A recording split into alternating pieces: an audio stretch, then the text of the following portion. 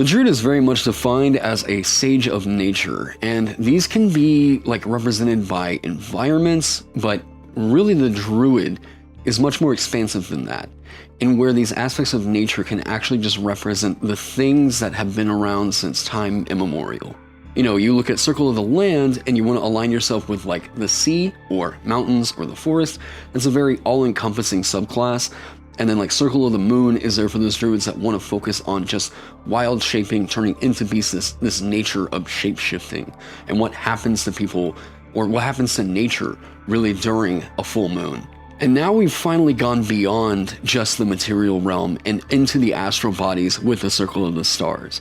This is very much a guiding, kind of semi-striking, possible support and control. This is a really diverse subclass here, guys. I love these astral themed character options. I'm all about that like cosmic kind of D&D. So let's go over into D&D Beyond and check out the Circle of the Stars Druid. So Circle of Stars. The Circle of Stars allows druids to draw on the power of starlight. These druids have tracked heavenly patterns since time immemorial, discovering secrets hidden among the constellations. By revealing and understanding these secrets, the Circle of Stars seeks to harness the power of the cosmos. Many druids of this circle keep records of the constellations and the stars' effects on the world. Some groups document the observations as megalithic sites, which serve as enigmatic libraries of lore. These repositories might take the form of stone circles, pyramids, petroglyphs, and underground temples. Any construction durable enough to protect the circle's sacred knowledge, even against a great cataclysm. So I like that. I like the more like you are tracking astrological bodies. This is more tied into the nature of stars and just the cosmos.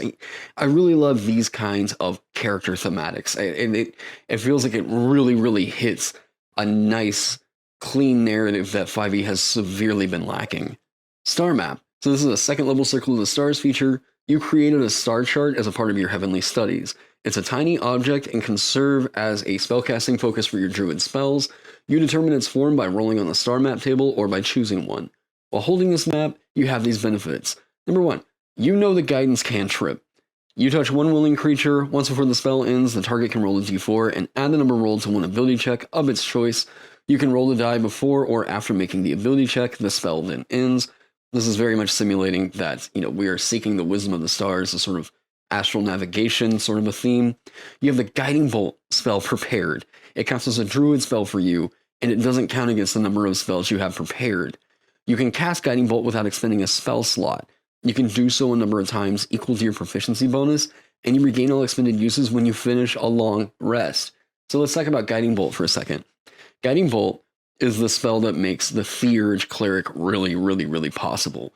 This is 46 radiant damage on a hit. You are making a ranged spell attack with this, and the next attack roll made against the target that you hit before the end of your next turn has advantage thanks to the mystical dim glittering on the target until then.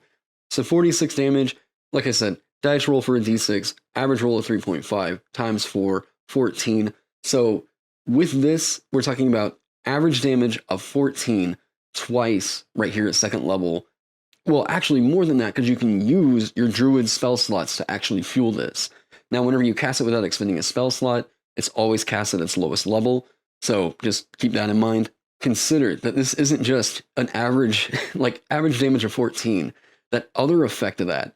Think about what happens with, let's say, Barbarian with a longsword, right? So they're going to get their rage damage bonus of a +2, the +3 from their strength modifier on average, and then the 2d6, so that's going to be 7. So 7 +3 +2, 12.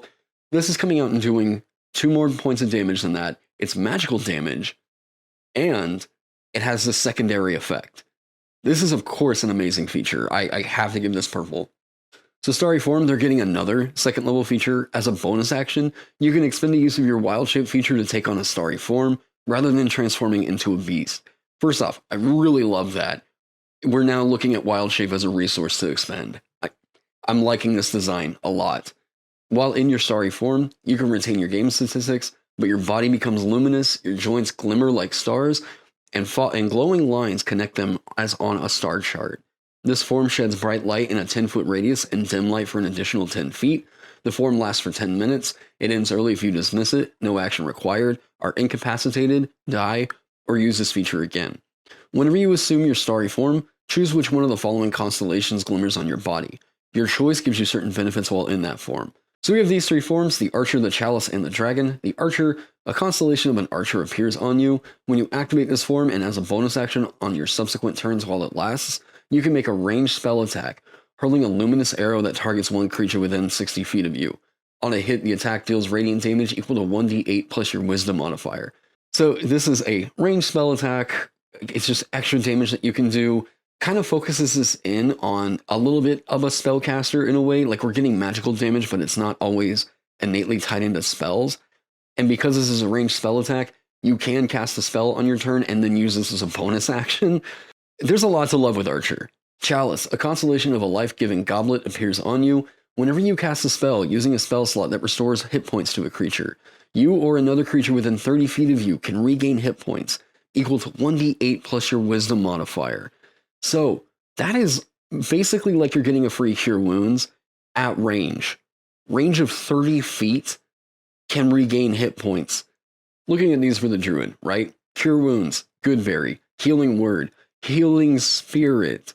Now, that's only whenever you cast a spell. So you would cast a spell once and then it doesn't trigger on the subsequent like healings of Healing Spirit, Mass Cure Wounds. Let's see here. Heal. This is going to work really well with Healing Word, Cure Wounds. You know, you can heal your buddy and then somebody else at the cost of one spell slot. And it's usually like you're casting Cure Wounds. Actually, wait, it's better than casting it at second level. Because you do the 1d8 plus your spellcasting modifier for Cure Wounds. However, if you cast it at second level, it's just 2d8 plus your spellcasting modifier. This is an additional 1d8 plus your wisdom modifier on top of that. Dragon, a constellation of a wise dragon appears on you. Whenever you make an intelligence or a wisdom check or a constitution saving throw to maintain your concentration on a spell, you can treat a roll of 9 or lower on the d20 as a 10. So, the way that I'm looking at this is Dragon is going to be really great for out of combat investigation, or you can look at this as I'm going to go heavy controller druid. Dragon is going to be the way to go. Chalice, very obviously the support and healer kind of a druid. Archer, if you want to go full on blaster druid, that's super available. So you have many paths that you can go down. You can swap these out. So there are a lot of playstyles opened up to the Circle of the Stars druid. This Starry Form, going to be purple. And actually, I can save you some time. All of these are actually going to be purple. I'm mostly just going to be talking about why they're good for the rest of this video. So, Cosmic Omen, whenever you finish a long rest, you can consult your star map for omens. When you do so, roll a die. Until you finish your next long rest, you gain access to a special reaction based on whether you rolled an even or an odd number on the die. Wheel, even.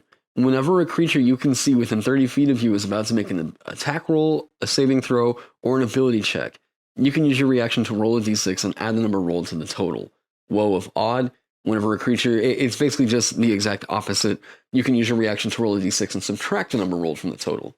You can use this reaction a number of times equal to your proficiency bonus, and you regain all expended uses when you finish a long rest. And what I find is interesting is that it says, when you do so, roll a die, and it doesn't specify what kind of die. And we know that there are dice that have more odd numbers than even numbers out there, you know? I mean, like, if you roll a d3, there's more possibilities that you're going to get woe.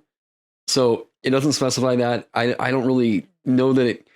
If you want to go with that, sure, you can potentially do that. So Cosmic Omen is going to be purple for a few reasons. Number one, this is something you can do as a reaction. Druid doesn't really have a whole lot that they're prioritizing to do with their reaction. This is an average influence of about 3.5 that you can do multiple times.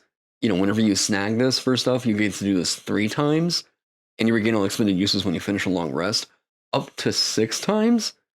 So it has to be before it makes the attack roll, saving throw, or ability check.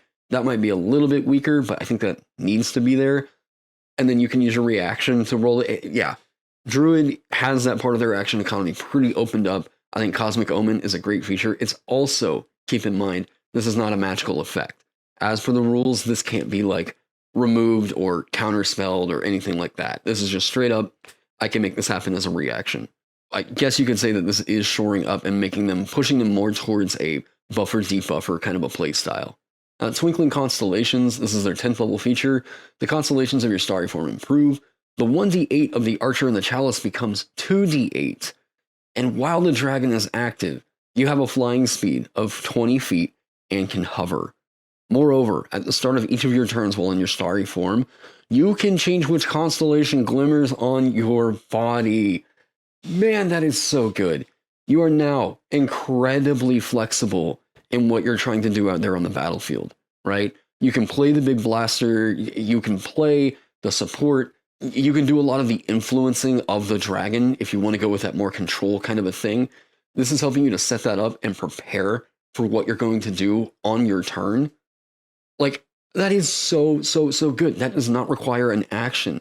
You just know when you have planned, all right, if I want to do this the most effectively, I need to heal. Swap the Chalice whenever your turn comes around, and bam, no problem. Like, oh man, that is such a good feature.